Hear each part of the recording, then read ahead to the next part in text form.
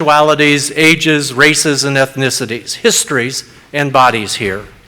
We welcome your mind, your heart, and your spirit here. We welcome all of you are bringing with you today and all that your heart longs to set down. We welcome all of you. We extend a special welcome to each guest among us. We invite our guests to fill out a welcome card located in the pew rack in front of you. Drop it into the offering plate later in the service. Guests may also pick up a welcome packet at the back of the sanctuary, where folks will also find hearing assist devices and Braille hymnals. There's a fragrance-free area that's located on the front side in the first few pews. If you are a visiting family, including children or youth, after the time for all ages that is noted in your order of service, please join the children's recessional and head across the hall through that door to the common room. There you will be greeted by someone who will orient you to religious education. Immediately following the service, everyone is invited for coffee and conversation in the common room. My name is Jeff, and you can come and talk to me at the guest table there. As a way to engage at First Church, I invite everyone to explore the announcements for the numerous opportunities available here. In particular, let me draw your attention to several announcements. Making decisions about the right thing to do can be complicated. Join us for the Adult Spiritual Development class, Doing the Most Right Thing, a review of ethics and morality with Ken Salas beginning Thursday, January 30th. For more information, see page 3 in your announcement insert and register online at the religious education table during the coffee hour. Looking for an opportunity to put your values into action? Join our denomination's effort to you the vote in the coming election year. Our Social Justice Council welcomes your participation in a national online training event at First Church next Sunday, January 12th at 3 o'clock. Senior women are invited to join our Swans group at the Maharaja Restaurant for lunch today at 12:45. We have a new Sunday parking lot located next to the post office on Van Buren and Juneau. It's complicated. Follow the prompts to enter your license number, and then our First Church code is 1842, which is clever because that's the date that the church was founded and easy to remember. Finally, please silence any electronic devices for the remainder of the service. Once again, I welcome you to First Church by inviting you to join me in the unison reading of our mission, which is printed in your order of service. We gather to nurture the spirit, engage the mind, and inspire action. Now I'd like to invite our chalice lighter, Doris Hanson, to come up and help me light this chalice.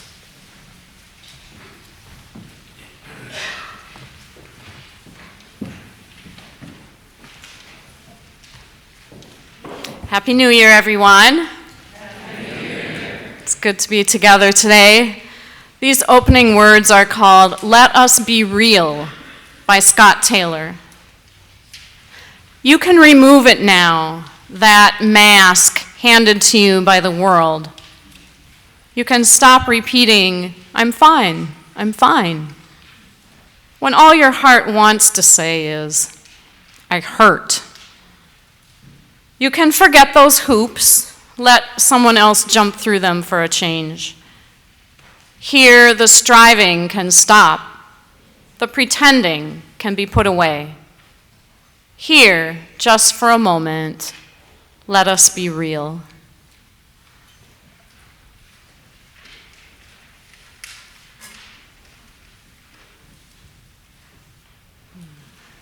Please rise in body or spirit to sing hymn 1011 from our Teal hymnal, the hymn Returning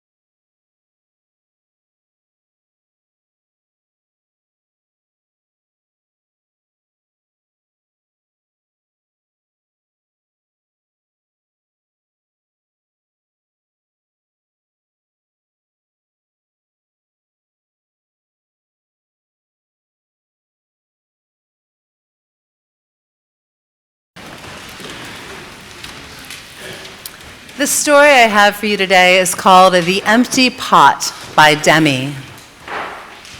A long time ago in China, there was a boy named Ping who loved flowers. Anything he planted burst into bloom. Up came flowers and bushes and fruit trees as if by magic. And everyone else in the kingdom loved flowers too. They planted them everywhere, and the air smelled like perfume. The emperor loved birds and animals, but flowers most of all, and he tended his own garden every single day. The emperor was growing very old, and he needed to choose a successor to the throne. Who would his successor be? And how could the emperor choose? Because the emperor loved flowers so very much, he decided he would let the flowers decide. The next day, a proclamation was issued. All the children in the land were to come to the palace. They would be given special flower seeds by the emperor. Whoever can show me their best in a year's time will succeed me to the throne. This news created quite a stir throughout the land. Children from around the country swarmed to the palace to get their seeds. All the parents wanted their children to be chosen emperor, and all the children hoped that they would be chosen too. When Ping received his seed from the emperor, he was the happiest child of all. He was sure that he could grow the most beautiful flower. He filled a flower pot with rich soil, and he planted the seed in very carefully.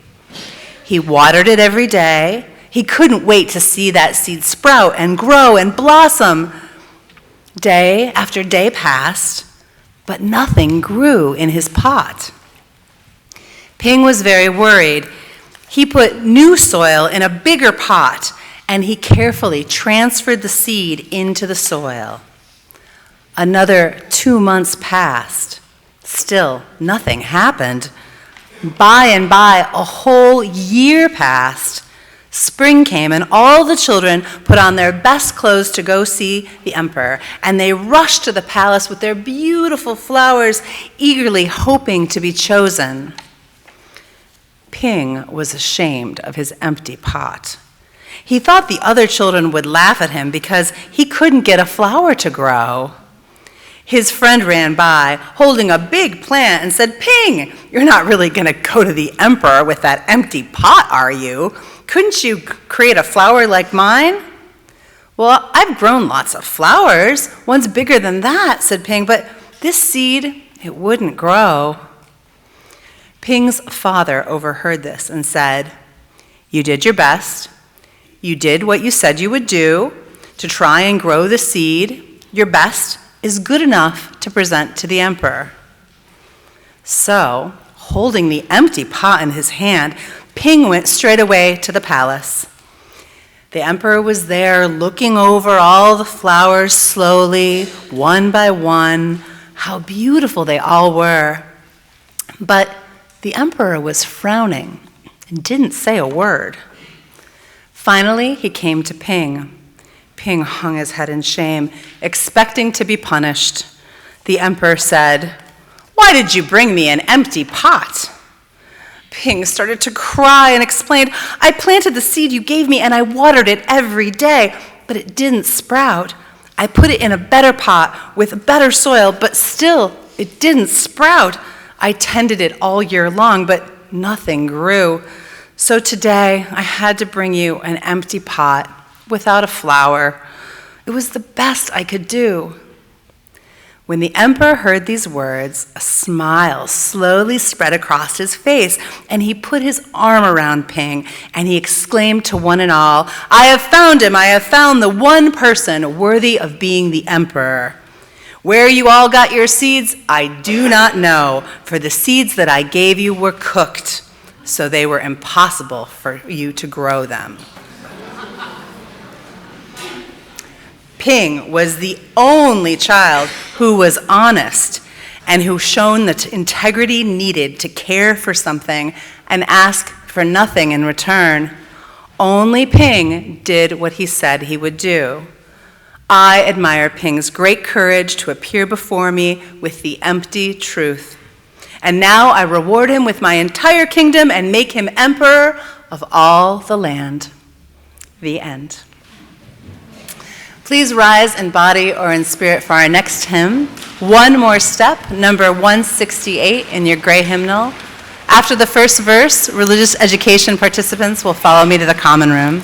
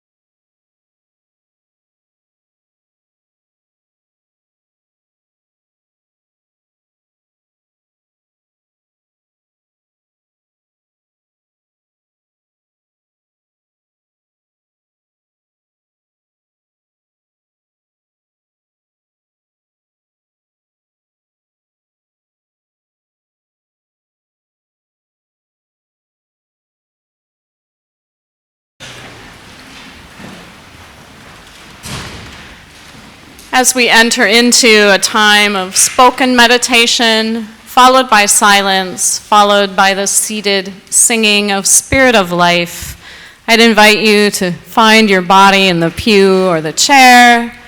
Make yourself comfortable. Notice your feet on the floor, connected to earth. And bring your attention gently to your breathing. Open your awareness to all that you love, your deepest yearnings and highest resolve. We gather today with many things weighing on our hearts. Loved ones who are ill, bushfires in Australia, floods in Indonesia, our country's escalation of hostilities with Iran, the danger of war. We pray for Iranian American families living in fear, for civilians and soldiers on edge. We pray that our leaders find wisdom and temperance and the courage to work on the complex roots of conflict. In the fear and anxiety of this day, may these words by George Campbell bring some comfort.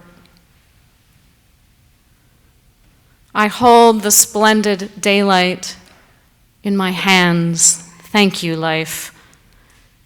Inwardly grateful for another day. Daylight, like a fine fan spread from my hands.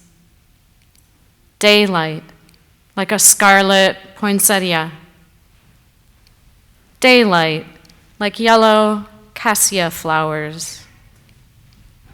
Daylight, like clean water. Daylight, like green cacti. Daylight, like sea sparkling with white horses. Daylight, like sun-strained blue sky. Daylight, like a sacrament in my hands. May it be so.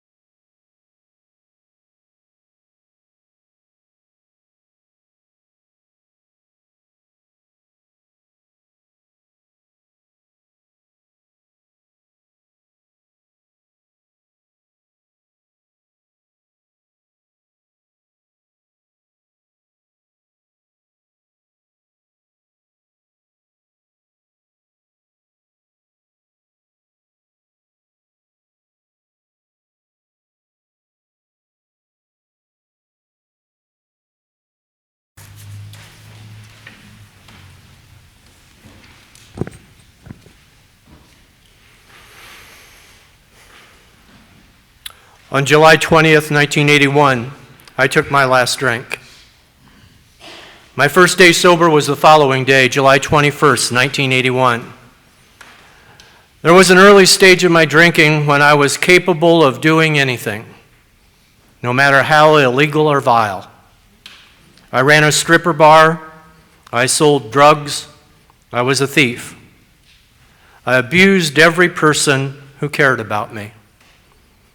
I was a scared man trying to be a tough one. Over time, my drinking progressed, but I matured into more respectable and legal jobs. What continued was a gradual erosion of anything close to integrity. Everything about me was a facade, pretending everything was all right. Near the end, I would begin some days promising myself that I would not drink that day. But there was a small internal voice that would scoff and know that by the end of that day, I would be drunk and probably black out. Addiction takes away your ability to choose. It takes away your integrity. What I'm about to tell you may be a strange concept for many Unitarians, but those of you who are in recovery, and I suspect many others, may understand it. On that July day, 38 years ago, I was visited by a period of God's grace. Prior to that, I had no choice. My addiction had taken over my ability not to drink. And I had no integrity.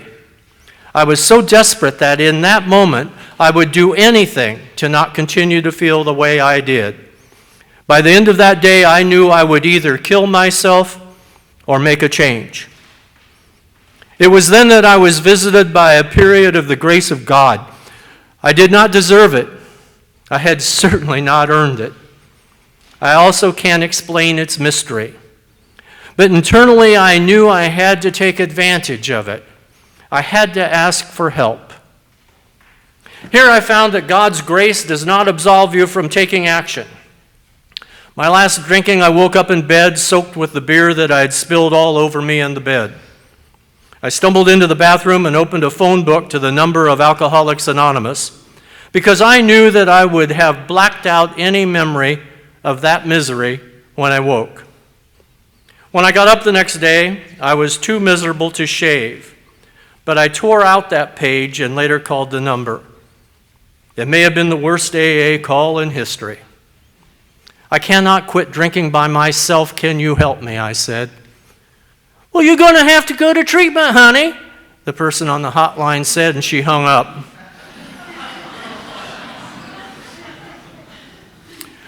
I looked in another phone book and found treatment centers. I called. Well, we can get you in a week from Tuesday, I was told. I'll be dead a week from Tuesday, I answered. Come in right now, someone will see you. I went in and told the counselor, I am an alcoholic and I cannot quit drinking on my own. Can you help me? He said, well, we need to do an assessment. I committed right then to using really small words and speaking slowly because they didn't get it. At the end, he said, well, you're an alcoholic, which of course I already knew. Just then, a senior counselor, David Lambert, came in and introduced himself. He said he could get me into his intensive outpatient program the next night, and that I should go to a meeting that night. I balked and I said I wanted to wait a week because of job pressures. He said, okay, but you'll either be drunk or dead by next week. He got it. I went to a meeting that night and started treatment the next. I did what other recovering people told me to do. For the first time, on July 21st, 1981, I said I would not drink that day, and I asked people to help me, and the scoffing voice disappeared. The obsession with manipulating to be able to drink, the drinking, and then the feeling of shame of being out of control, and my behavior while I was drinking were lifted. I had choice where before I had none. I could choose to do the next right thing. It was a new freedom. My life was still out of control, and I continued to struggle for many years. And I have depended on the wisdom of others in countless times through 12-step programs. But gradually, a sense of integrity returned. I began to do what I said I would do. I quit pretending. I began to more consistently do the next right thing. My integrity depends on that choice. But it is always, always a choice. A beautiful, ecstatic choice.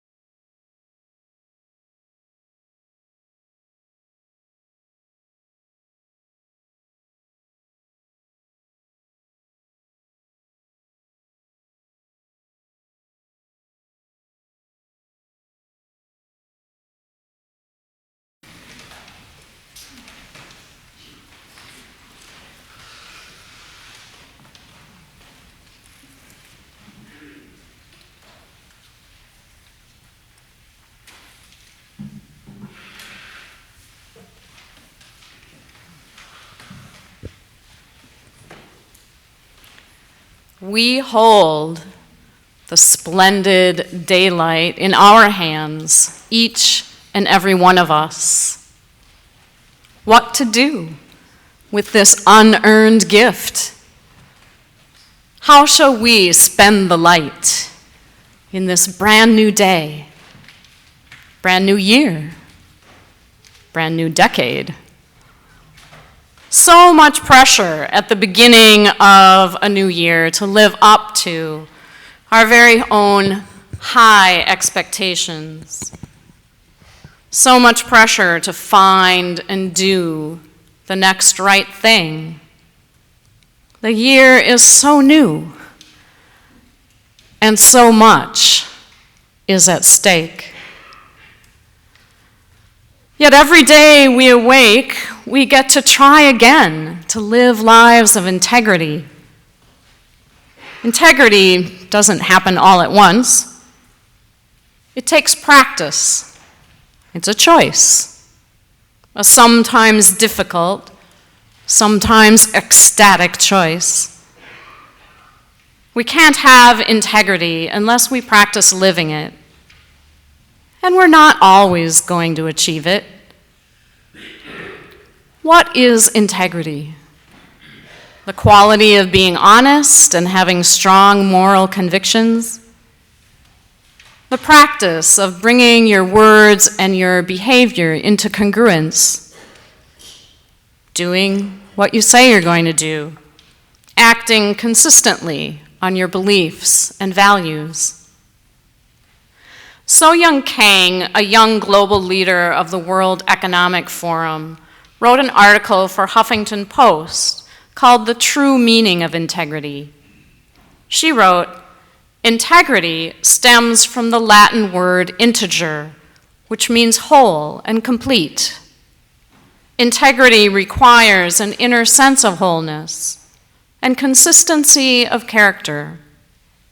When you are in integrity, people should be able to visibly see it through your actions, words, decisions, methods, outcomes. When you are whole and consistent, there is only one you. You bring that same you wherever you are, regardless of the circumstance. You don't leave parts of yourself behind. You don't have a work you, a family you, a social you. You are you all the time. Given the real definition of integrity, we recognize that it is actually extremely difficult to be in integrity 100% of the time. We aspire to be in integrity with what we believe, but sometimes we mess up. Sometimes our emotions get the best of us, and we are unable to intentionally manage our behavior and actions. Sometimes we don't give ourselves permission to be our true selves out of fear of what others may think. So what does it take to be someone who leads with integrity? It takes consciousness and choice. Well, that leaves me wondering, how do we get to that place of consciousness and choice? I think one of the ways we discover who we are is by clarifying our values and our beliefs. Our values drive our decisions. So the more conscious we are of our values, the better choices we can make. Ever since junior high, I've enjoyed values clarifications exercises. So I did one this week that came with our theme circles packet called Counting Your Values on Your Hand. Accepting the caveat that lists of values are rather arbitrary and that all positive values are important, it is difficult to prioritize and choose between them when asked. But given this caveat, I followed the exercise and picked my top 5 values from the list that was provided. I chose, in alphabetical order, authenticity, balance, creativity, loyalty, and trust.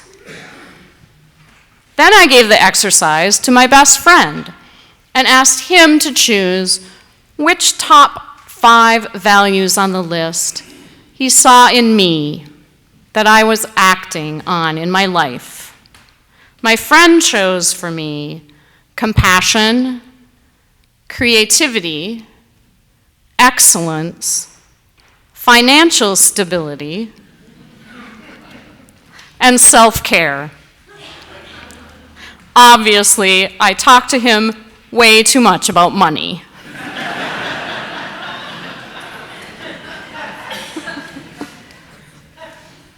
Well, the exercise is supposed to reveal how you see yourself versus how you come across to others. Do they match? If not, what can you learn about yourself? Another way I think about integrity is in terms of matching your insides with your outsides, which can be a lifelong endeavor. As Oscar Wilde quipped, "Be yourself, Everybody else is taken. Easier said than done, Oscar. When I was in my 20s, I worked for 5 years as a civil servant in a very large bureaucracy. Most of my job was serving the public, and I tried my best to help people navigate through the red tape and access what they needed. My sense of fairness was frustrated many times in that job, and often came into conflict with the institution's practice of bumping the VIPs and their relatives to the front of the line. But it was the lack of living out the mission of the organization that really got my blood boiling. I spoke up many times to try to bring our practices in line with our mission. And eventually, when I resigned my position in order to go to seminary where they care about these things, one of my coworkers said that with my departure, they were losing the conscience of the office. I'd like to say that I replied to the compliment by saying, "It's up to you now," but I don't recall if I did. Speaking up in the workplace is a risk and a choice for integrity that each individual must decide for themselves. Following one's integrity may seem simple one day and complex on another day. The path of integrity can bring your core values into conflict with one another. Sometimes integrity involves keeping a promise, and sometimes it involves breaking a promise. Some decades ago, I made a decision to leave a relationship with a dear friend whose relationship with drinking was more important than their relationship with me, and they didn't seek help. The decision, for me, was agonizing. My core value of loyalty was in conflict with my core value of honesty. My value of love was in conflict with my value of health. In the face of deep loss and, yes, shame, I chose life. Looking back, I see now that I was choosing my integrity. Sometimes our choice for integrity is made in a dark night of the soul. So we may look for sources of inspiration, for role models that we find in others. I wonder what your role models for integrity are. Who is it in your life or in the world at large that you look to for inspiration?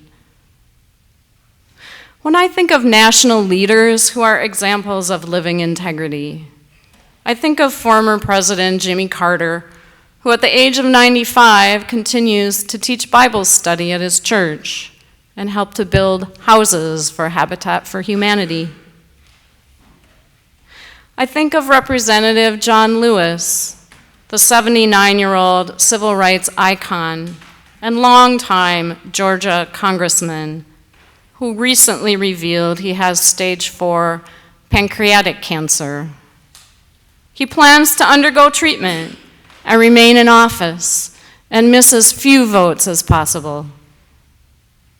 Representative Lewis, as you may know, was the youngest speaker at the March on Washington in 1963.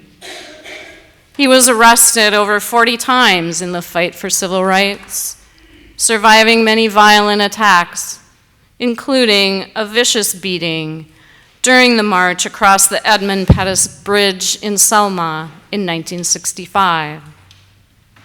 He said this week, "I've been in some kind of fight for freedom, equality, basic human rights for nearly my entire life.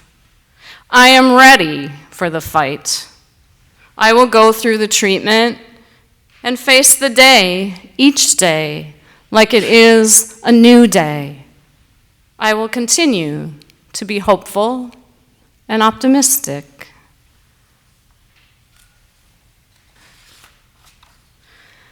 We've been talking about the challenging daily practice of living our values as people of integrity. But integrity itself is a value. Bob Barrett from NPR's This I Believe said, "I believe in integrity." It's a belief that's tested in those gut-wrenching moments when conflicting values pull me in opposite directions. Back in the 1980s, he said, I was in a training session for mental health workers who were volunteering to provide counseling to cancer patients who had a terminal diagnosis. Each of us was given 16 index cards and asked to write on each card the names of people, abilities, things, and values that we hold dear. In the course of our imagined terminal cancer, we had to surrender cards, or somewhat abruptly have them taken from us. At the end, I had 2 cards. One read integrity, and the other read my family. How could I choose between these two? Such a choice was unfair and impossible. My initial thought was that I would give up my integrity because I loved my daughters and would want their comfort at my death. But then I realized that dying without integrity might be worse. I drifted back and forth, not wanting to choose. In the end, I uneasily kept the integrity card because I reasoned that if I lost my family, integrity would still be possible. If I lost my integrity, my life would be without value. In recent months, historical fiction books about World War II and the Holocaust keep finding their way into my hands. I don't know why.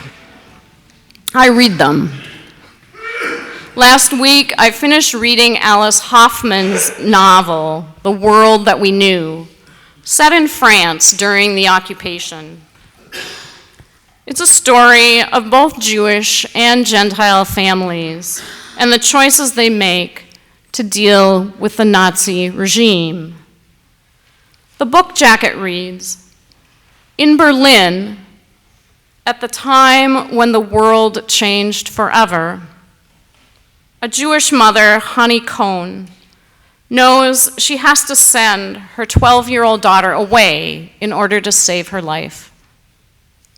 Turning to an old woman who is familiar with magic, she finds her way to the daughter of a rabbi who creates a golem, a mystical Jewish creature sworn to protect Hani's precious daughter, Leah.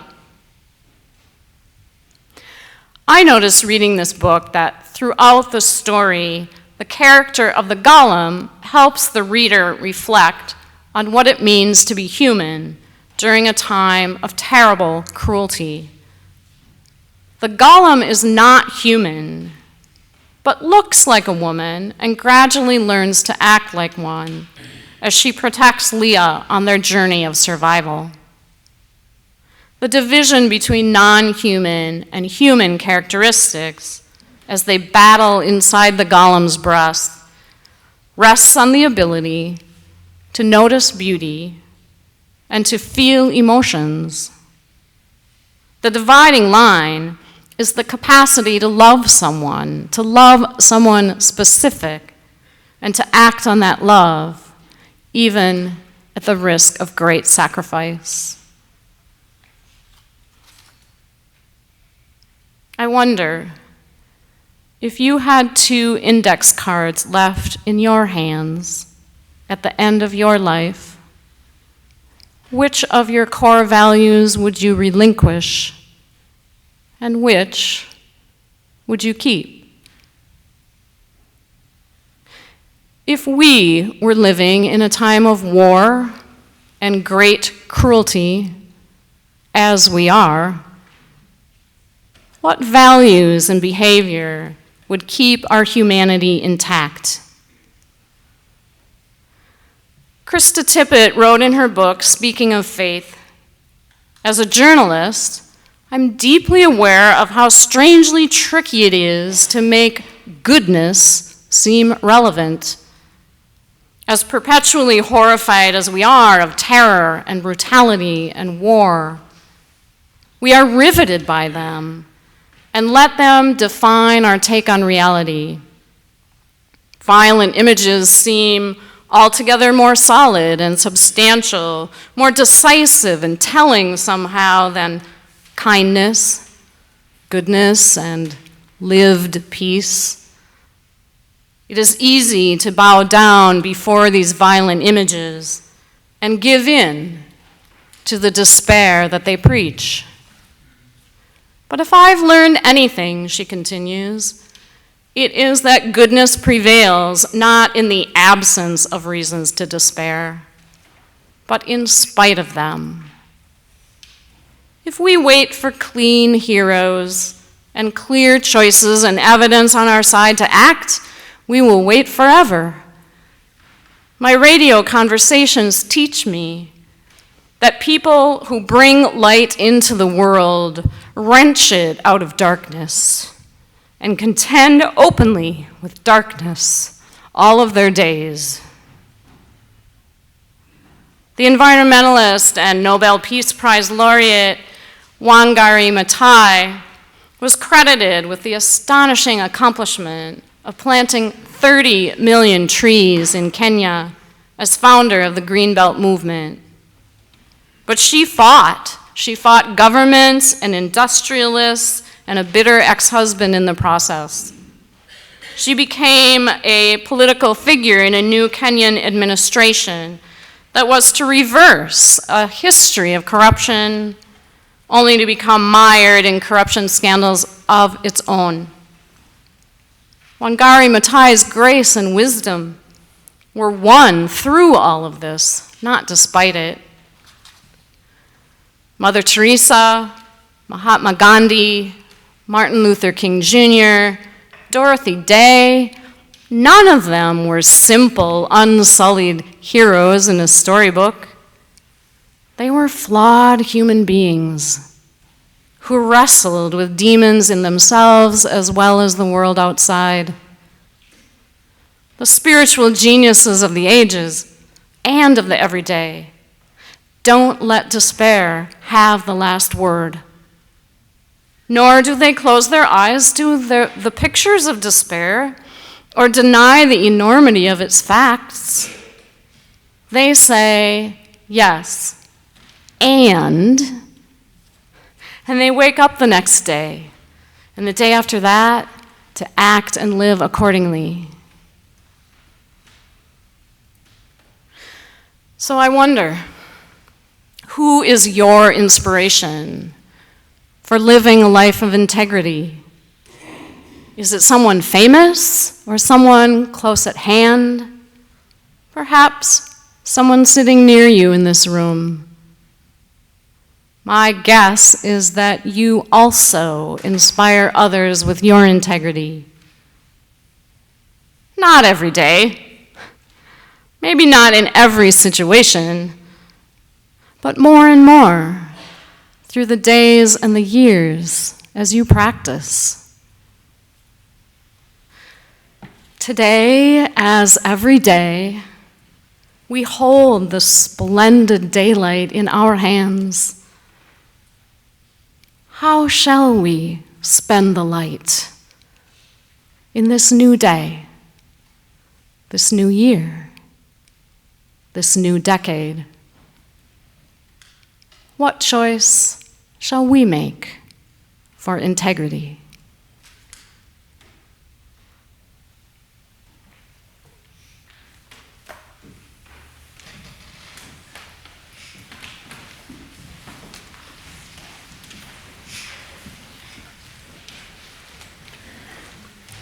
Every week we have an opportunity to practice our values through sharing our resources. Our pledges are at the core of our spiritual practice of generosity. In addition, the church shares half of the non-pledged cash in our offering plate with a community organization. In this way, we commit our resources in line with our belief that this congregation is interdependent with the world beyond these walls. Today, we share the plate with Victory Garden Initiative. I couldn't read my own writing. There. May the practice of giving give us joy. The offering will now be gratefully accepted.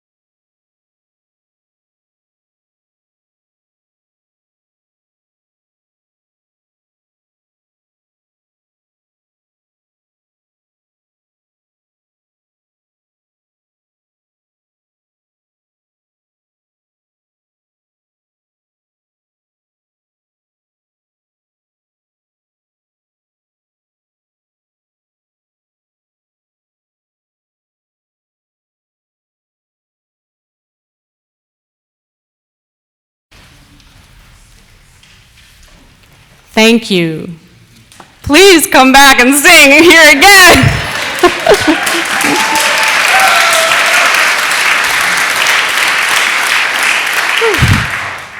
We have a responsive reading, my friends, printed in your order of service. I'd invite you to stand in body or spirit.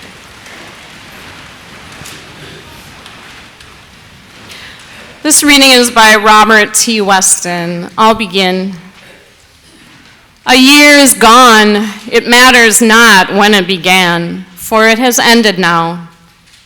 There were other years, and some began with birthday, and some with death. Some with one day of the month, and some with another. Some began with a song, and others with a lament.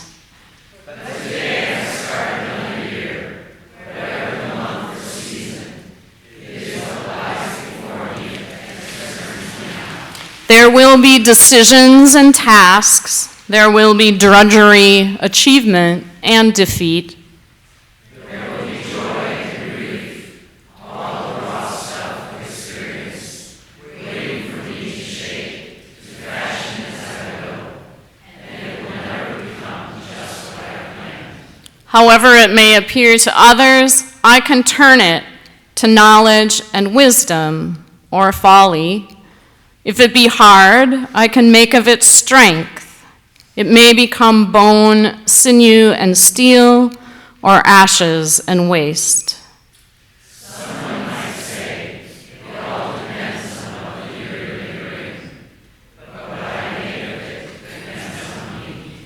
Let's join in singing hymn 34, Though I May Speak with Bravest Fire.